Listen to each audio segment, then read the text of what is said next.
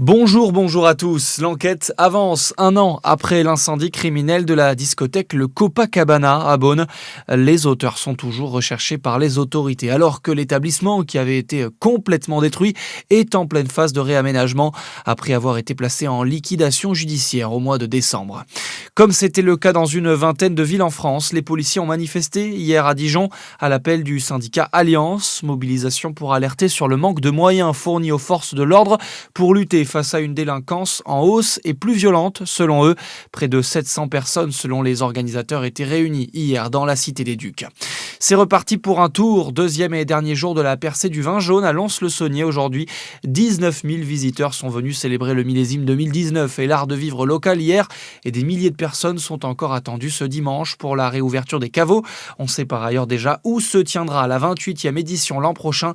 Les festivités feront leur retour 28 ans après à Arlay. Nouvelle perturbation sur la route à partir de demain. La troisième et dernière phase de travaux doit commencer sur le pont du Doubs à Navilly. 2 arches sur les 5 que compte l'ouvrage restent à restaurer. La circulation se fera sur une voie régulée par des feux jusqu'au 15 octobre prochain avec des coupures ponctuelles à prévoir sur certaines journées.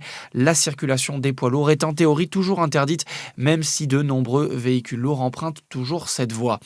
Dans le reste de l'actualité, tout sera fait par nos adversaires pour nous détruire.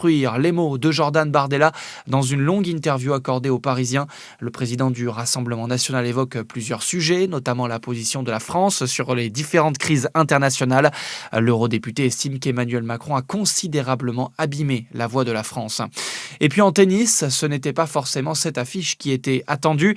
Place à la grande finale de l'Open d'Australie ce matin entre le numéro 1 mondial Carlos Alcaraz et le Serbe Novak Djokovic. Bon dimanche à tous sur Fréquence Plus.